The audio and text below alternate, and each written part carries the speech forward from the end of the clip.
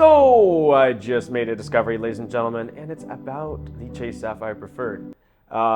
It's time that we talk about the Chase Sapphire Preferred and the Chase Sapphire Reserve because, oh yeah, baby, I found something good on the Chase Sapphire Reserve. In fact, it was so good that I just changed my product over from a Chase Sapphire Preferred to a Chase Sapphire Reserve. So I would have signed up for the credit card new, but I'm not going to get 100,000 points right now, guys. As you know, Chase is not increasing their Sapphire Preferred or Sapphire Reserve points for sign-up bonuses. The Chase Sapphire Reserve has not even been close to 100,000 at its peak, and it's at 60K right now. I'm eligible. 48 months is up, but I just had to product change because it doesn't make any sense for me to sign up for 60K and burn another 524 slot. So I just product changed my Freedom Flex into the Chase Sapphire Preferred. I am already going to change this into a Sapphire Reserve in just 1 month. I don't really want to piss off Chase, but I just found an insane deal on the Chase Sapphire Reserve that fits my current situation. Okay, the Lyft Pink All Access membership. It gives you access to all city bikes for 1 year and it costs $199. Yes,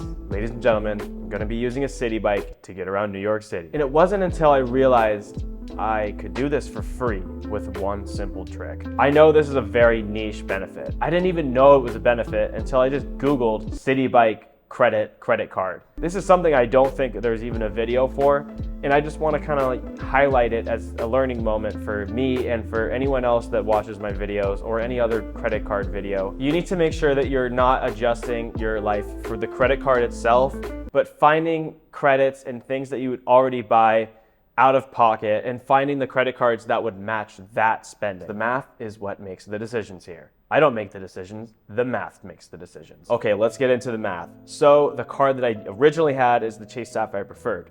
That's $95 per year. $95 per year, I'm not using the hotel credit, or I'm not gonna calculate for it. I just used the Ask Sebby calculator here. $95 per year is the cost for that card. Now, let's look at the Chase Sapphire Reserve. All right, so starting with that $550 annual fee, and I'm not eligible for any sign-up bonus, so that's gonna be $550 annual fee minus $300 travel credit. Here's a big aspect of the Chase Sapphire Reserve that I had no idea existed really. Oh, I knew it existed. I just think it's a really strong point. Let me talk about it. So this travel credit can be used for any travel. It's not restricted to the portal. I know you guys already know that, but think about how important this is.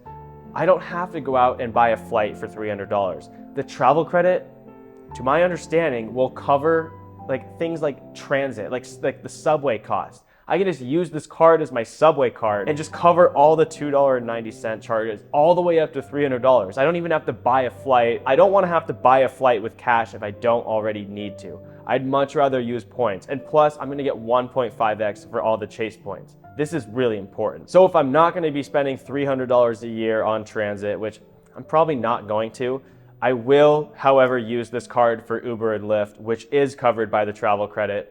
I'm totally gonna spend $300. Okay, so now $250 effective annual fee. Here's where the Lyft Pink All Access membership comes into play. This is $199 per year, and you get the full credit. So that means the annual fee on this card will be an effective $51, but it gets better. Now, since I will be using $300 of travel credit, I do intend on spending $300 on travel, so that travel is 3x back. If it's just gonna be general travel, I'll be getting 3x back on that.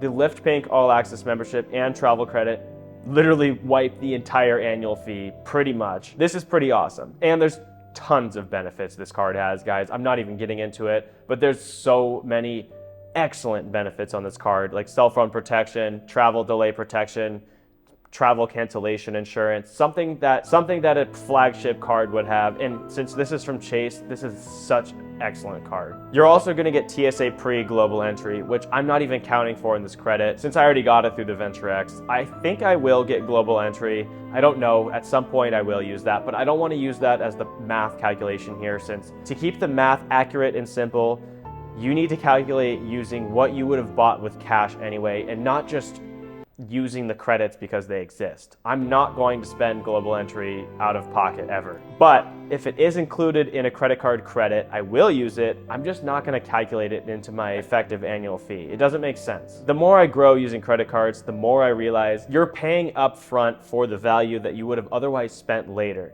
So all that annual fee that you spend is going to be spent anyway on normal stuff that you would have spent over the year. Now, if you have a bunch of travel credits, like $300, $400, or even like $1,000 of travel credits across all your credit cards, that's $1,000 a year on flights that you would need to spend anyway. And now you're going to be not able to use your credit card miles or any other points to buy flights since you have to keep hitting credits.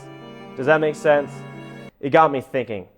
Now, with the Chase Sapphire Reserve, there's a lot of benefits, just kind of similar to the Venture X. And while the Venture X is pretty good, I'm kind of feeling not so great about it right now. I know you guys love the Venture X. I do too, and that's why I signed up for it.